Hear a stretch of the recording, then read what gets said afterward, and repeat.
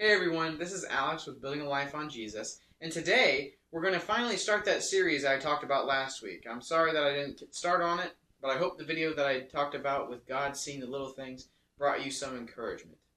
I would also like to ask for some input or thoughts for these videos because I know there are people watching. How can I make them better? Because I'm trying to add more things and try to make it a little bit more creative when I do these lessons, and it just seems like I'm not getting a lot of feedback. And if I'm wanting to grow in my understanding of how to be a better videographer in this way, I would need some input or thoughts. So if you could offer any advice or thoughts on how I could make these videos better, I would extremely appreciate it, because I just want to be putting out the best content, as well as, is the shorter form videos kind of what you want? I know that I do these longer form videos, but is this not really something that is eye-catching? I know a lot of people, they want fast videos, so should I start doing 5 to no more than 10-minute videos? Because this one I'm assuming is going to be a longer video. I'm doing a whole chapter, but do I need to separate them out a little bit more? So if I just have some feedback, I would really appreciate it, because for those of you watching, I'm always happy to see that you're watching, but how can I make it better? Because I want to reach more people through these videos. Now, back to the actual story at hand.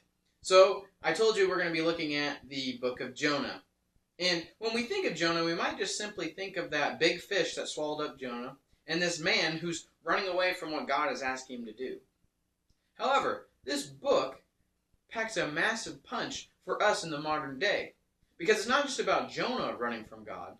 It's about us when we seek to run from God, when He asks us to do something.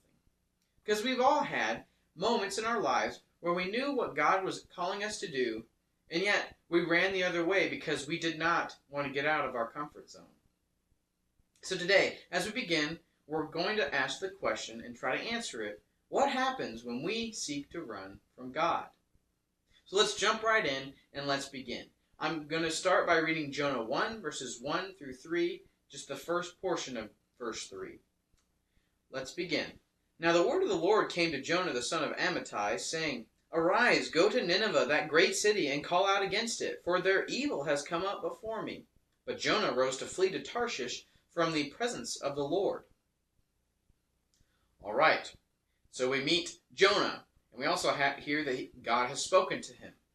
So God speaks to Jonah, and Jonah's first response after hearing this approach that God brings to him, he seeks to run the other way. He doesn't want to do what God's asking him to do. And we're going to be getting to a little bit of a history lesson, but if you know anything about the nation of Assyria, you might understand why Jonah was hesitant about going there. So, the Ninevites were part of the capital city of the nation of Assyria. And this city was known for violence and evil and wickedness.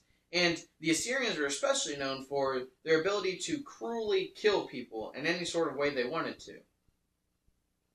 And not to mention that when we talk about the nation of Israel, or the kingdom of Israel, at this point you had Judah on the south and Israel on the north. And Israel is the nation in the north that is being bombarded by this kingdom of Assyria. And at this time in Jonah's life, Assyria is weighing heavily on the kingdom of Israel. So it's no wonder that when God says, hey, go preach to these people and tell them about their evil, Jonah's first response is, no thanks, and goes straight to Tarshish, the opposite direction, because he knows how evil and wicked these people are. He thinks they deserve the punishment that is coming to them. And Tarshish, it's not a term I've ever heard today, except when I read this passage. But apparently, Tarshish was all the way over where Spain is today. So, Assyria, the kingdom of Assyria, and Nineveh were in, I think, Iraq or Iran. So, it's farther off to the east of Israel. But what Jonah was doing was going far west to Spain, where Spain is today. So he was definitely not wanting to go where God was calling him to. And it's not that Jonah doesn't understand God's call here. We've kind of already pointed out on this. He just doesn't like it when he's told to go to these people. He knows what these people are like, and he is very hesitant about wanting to share God with them because he knows that they're wicked and evil. But does that sound familiar to us? Maybe for us, ours is not Nineveh itself, but it's that conversation we've avoided with having that with that person that may be hurting us, or that God is urging us to speak with. Maybe it's a place we don't want to go because it holds some sort of value, sentimental value that is not something we want to remember. Maybe it's not sentimental. Maybe it's something that's hard for us to want to go back to. Or it's a person God's calling us to love when it is really, really hard to love them. That's what Jonah was experiencing here when he was asked to go to Nineveh. So sometimes obedience for us can be hard because God's plans don't always match up with our comfort preferences. But here's the truth. Running from God, as we will see with Jonah, never leads to peace. It always leads us trying to get away from God, not to peace. So let's continue on with Jonah and look at Jonah chapter 1, verses 3, finishing up verse 3 through 6. So we continue seeing here as it's written, he went down to Joppa and found a ship going to Tarshish. So he paid the fare and went down into it, to go with them to Tarshish, away from the presence of the Lord. But the Lord hurled great wind upon the sea, and there was a mighty tempest on the sea, so that the ship threatened to break up. Then the mariners were afraid, and each cried out to his God, and they hurled the cargo that was in the ship into the sea to lighten it for them. But Jonah had gone down into the inner part of the ship, and had lain down and was fast asleep. So the captain came down and said to him, "What do you mean, you sleeper? Arise, call out to your God. Perhaps the God will give a thought to us, that we may not perish." It's interesting wording here.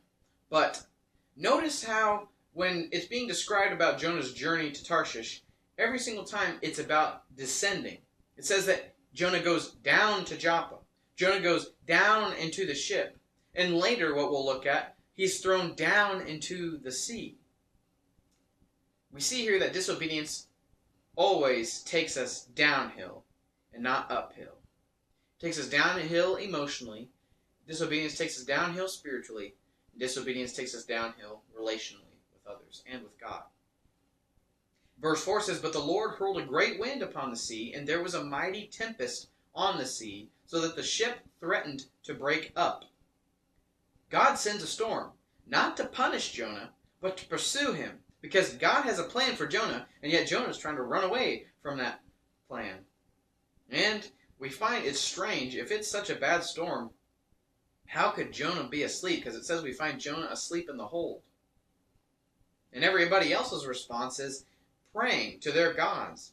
But the prophet of the one true God is spiritually numb here and not even trying to pray because he knows he's the one that's caused this. Have you ever been there? So checked out that you're unaware of the storm you are in, and constantly running from God often leads to exhaustion and apathy. If we're constantly running away from what God's plan is for us, we'll only find ourselves fighting against God, and I don't think we'll win that fight. So let's continue on and read verses 7 through 10 from Jonah 1. Continuing on, it says, "And they said to one another, 'Come, let us cast lots, that we may know of whose account this evil has come upon us.' So they cast lots, and the lot fell on Jonah. Then they said to him, 'Tell us on whose account this evil has come upon us. What is your occupation, and where do you come from? What is your country, and of what people are you?' And he said to them, 'I am a Hebrew, and I fear the Lord, the God of heaven, who made the sea and the dry land.' Then the men were exceedingly afraid and said to him, 'What is this that you have done?' For the men knew that he was fleeing from the presence of the Lord, because he had told them." Okay. So we start out here with it saying that the sailors are casting lots, and the lot falls on Jonah. And for us, casting lots, I don't think we use that term today, but it's like getting the short stick, essentially. So it was, everybody would either have stones, and there would be one stone that was different than all the rest, or they'd have sticks, and one would be shorter than all the rest. But whoever had the different colored stone or the different length stick was found to be the one to have done something, it seems. Because we find this quite often throughout Scripture. They say that they're casting lots. So they're trying to discern whose fault it is. And usually God would help it pan out to show whose fault it was. But they ask him, like, who are you, then, that has caused these problems? And it even says it in this passage that he even told these sailors that he was running from his God. So now they're going like, who are you, and where are you from to cause such problems for us? And what we see Jonah say does not really reflect how he's living his life. Because he says in verse 9, I am a Hebrew, and I fear the Lord, the God of heaven, who made the sea and the dry land. The irony to this man's statement. He says he fears God, but he's literally running away from him because he doesn't want to do what he has asked him to do. But how many of us know the right words but live a different reality? How many of us are putting up a facade and a mask and saying that we're able to do these things, but we live completely different and contrary to that lifestyle? You see, Jonah's identity doesn't match his actions here. And the sailors are terrified, not just of the storm, but of the God Jonah's disobeying. Because if he is able to create such a storm as this, he must be a very, very, very powerful God, is what they're assuming. And they would not be wrong. The God that Jonah serves is all-powerful. So sometimes our witness can be damaged when our lives don't even reflect the beliefs we share with our mouths. Because our actions need to reflect also how we speak. Let's continue on. We're going to have a larger portion of this chapter read, but we're going to continue on reading. Starting with verse 11. Then they said to him, what shall we do to you, that the sea may quiet down for us? For the sea grew more and more tempestuous.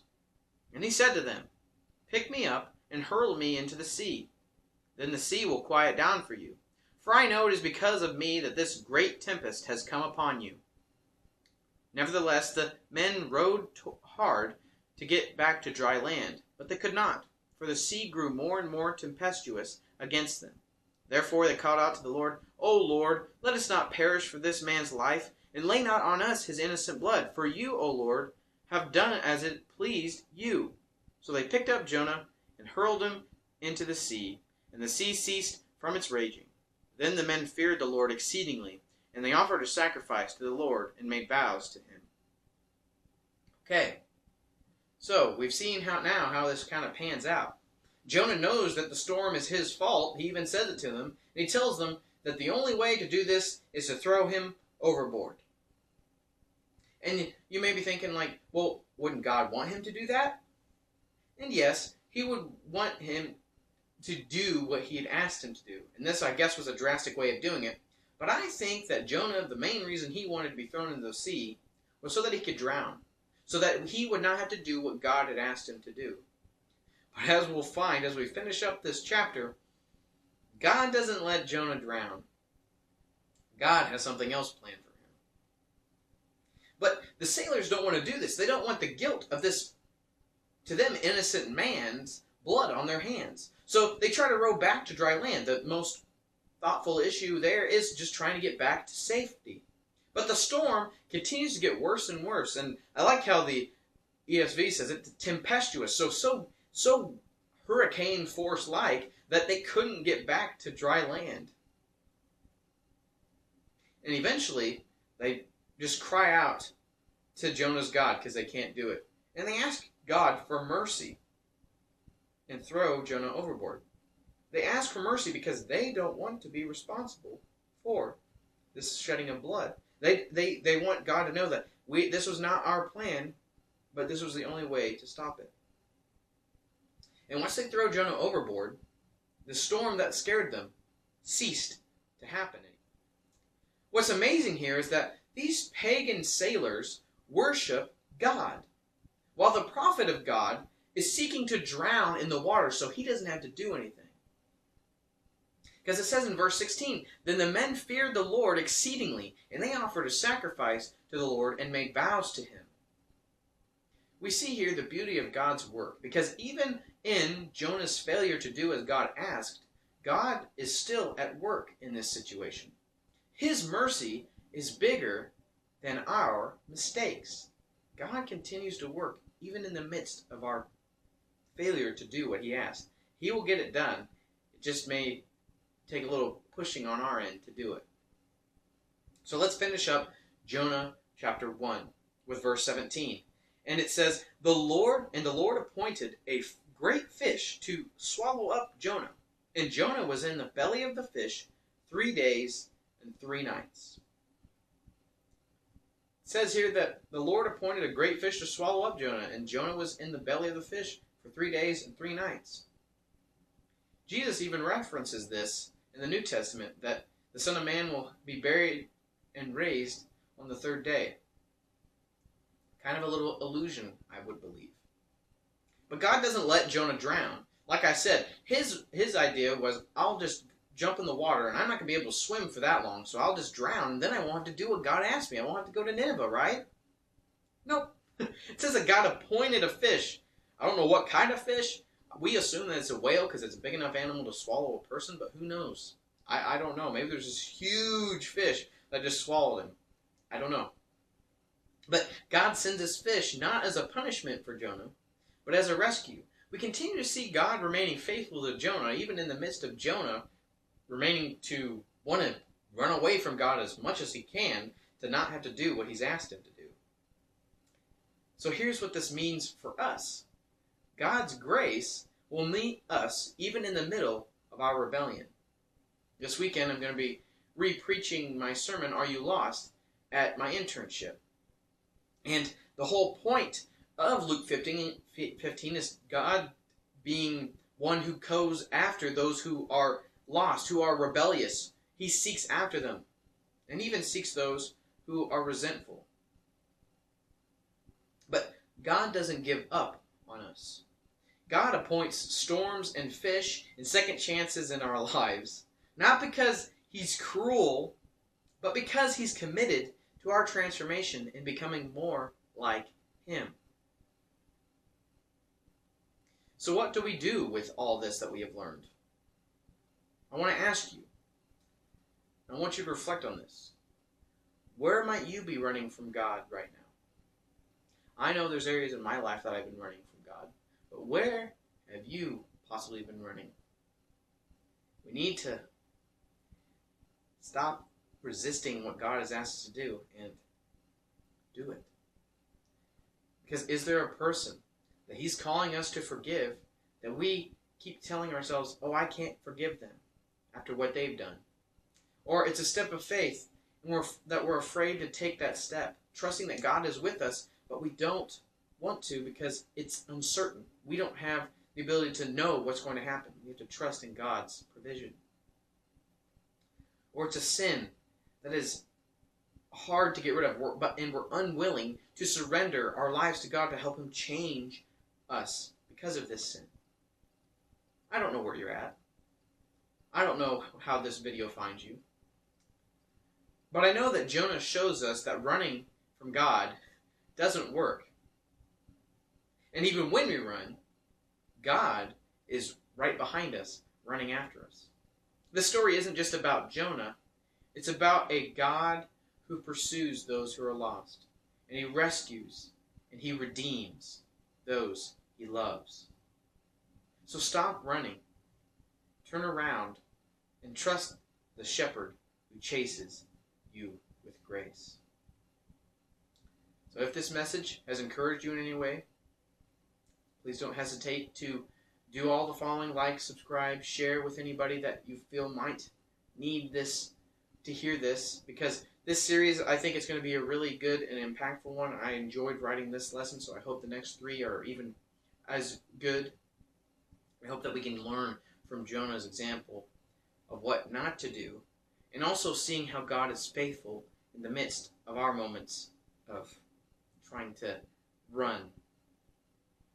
So next week we'll see what happens when Jonah prays from the inside of this big fish, and how God meets us even in our darkest places. So I'll see you guys later. I hope that you give me some insight on how I can perfect these videos, because I am more than open to it. Give me some ideas on how I can make this better for you to view. I thank you for watching, and I'm grateful for the time I've been able to speak with you. I hope that I'll see you next week. God bless, and I love you guys.